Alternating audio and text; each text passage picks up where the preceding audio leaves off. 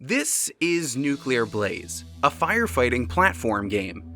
I was intrigued by its first trailer because, quite simply, there aren't many firefighting games out there. Yeah, no one's really giving us the respect we deserve, you know? We provide a real important service.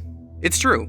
Then I realized that it was made by one of the key designers behind Dead Cells, which is not just one of the best indies of the last few years, but one of the best games in general. As I stepped into the flames and started dousing them, I realized something else. A lot of Dead Cells DNA could clearly be seen in this game too. I decided to inspect further, and this is what I found.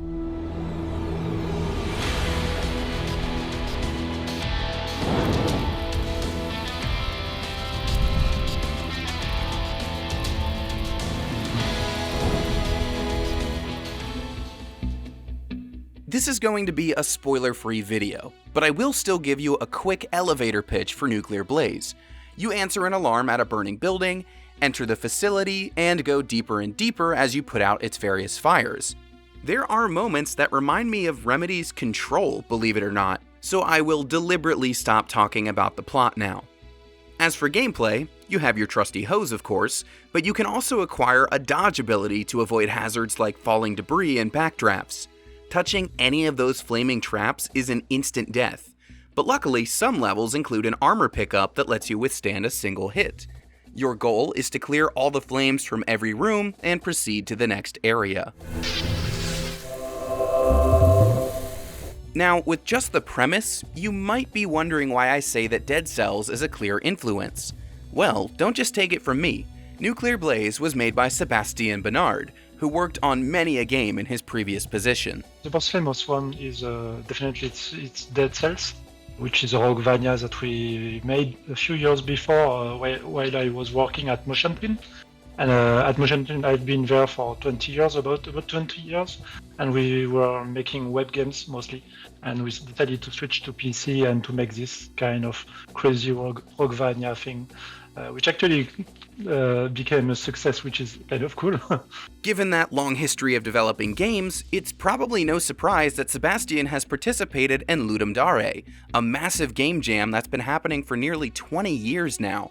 That's where the first sparks of Nuclear Blaze were seen. Actually, I've been making game jams for about, I'm not sure, maybe 5-6 years or something like that. I started on Ludum Dare, which is one of the most famous game jam out there. And actually, Nuclear Blaze started as a game jam. It was made in 48 hours. I wanted to make a firefighter game because that's basically something that don't exist much. You have a few simulators, but a real platformer or little firefighting games, you have to go back to Super NES or stuff like that to find one. And I also wanted to make a game for my kid because he's like a big fan of firefighters. And at this point I was like, what's the point of being able to create games if it's not for your own kids? So now you know that my video title makes sense. Nuclear Blaze was created by a Dead Cells veteran as something that would make his child happy. Ah, shucks, you're gonna make me blush. I didn't realize so many kids were looking up to me.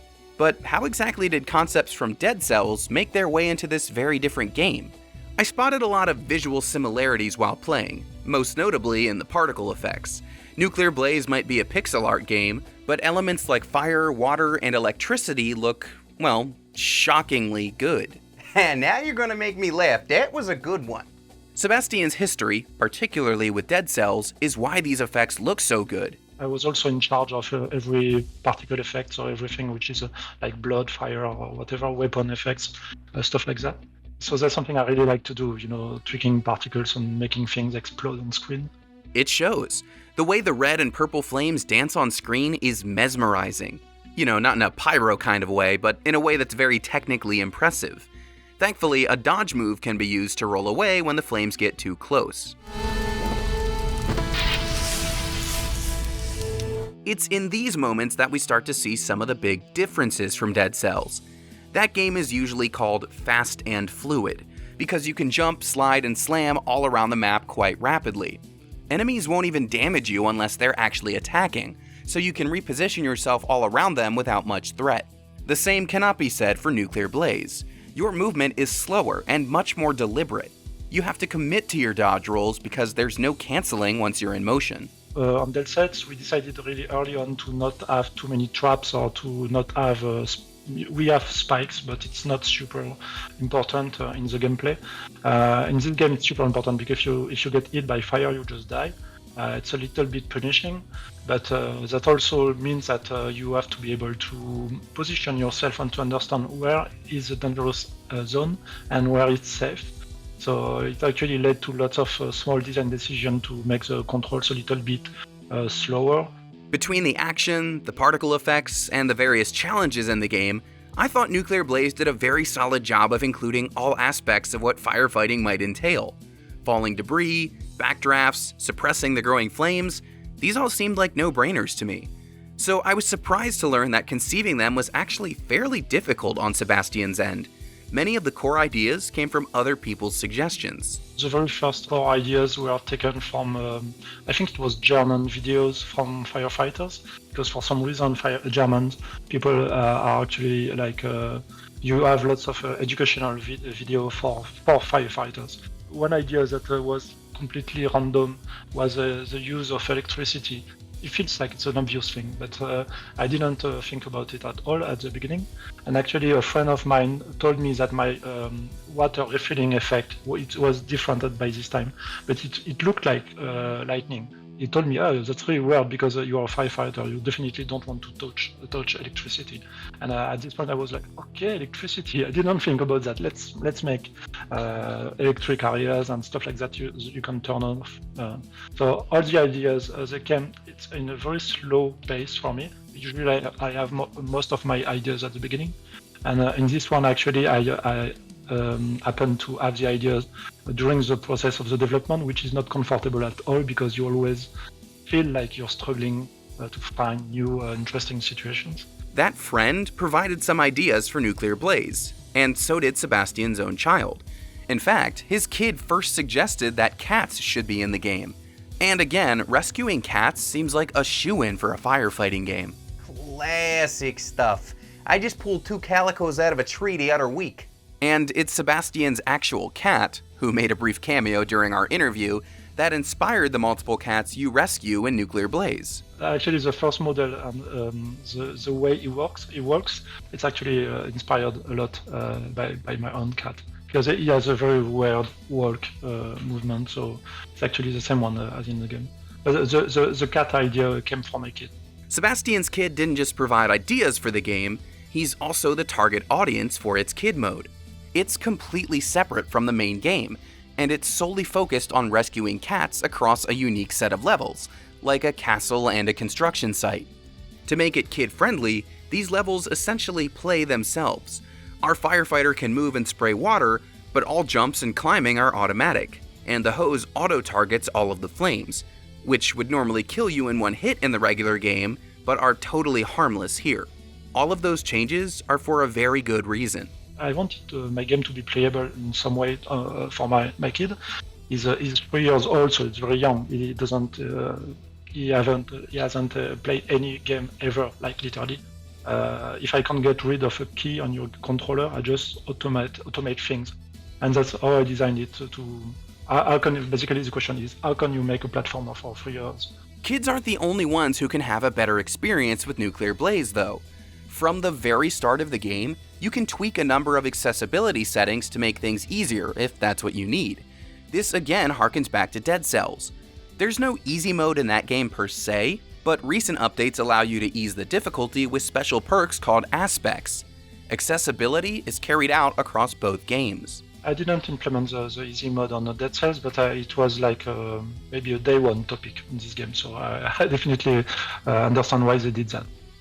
My main way to think about things in my games was to always ask a single question, which is this meant to be a challenge? And for example, if you jump on a platform and you miss your jump and you fall from the next platform, is it part of the game, or is it like no, just a bad event and not something which is intended to be part of the challenge?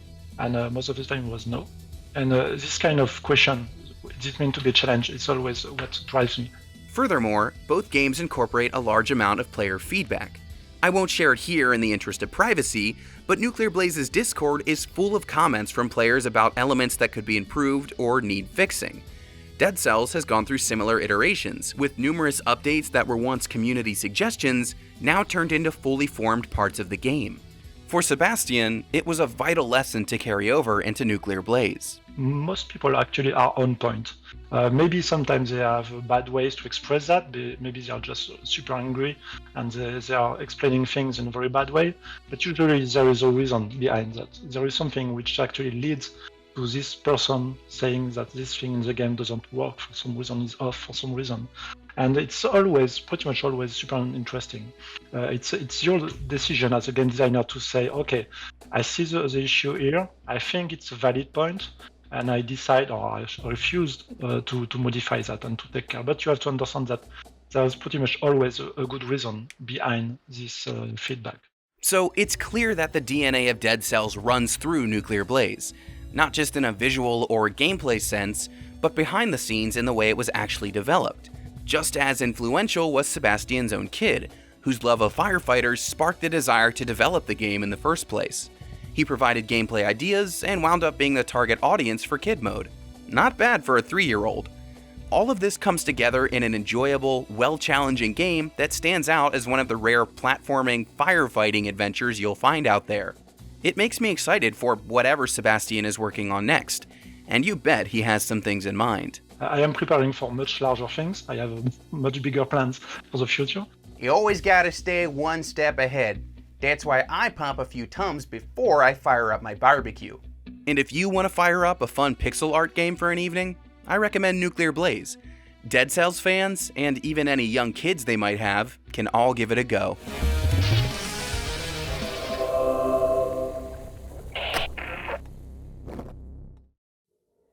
Hey, thank you so much for watching this video. If you like what Framework is doing, definitely hit that subscribe button in the middle. It would help me out an awful lot if you do. And if you want to see what we've already cooked up, you can hit that link on the far left. Thanks for watching, and I'll see you next time.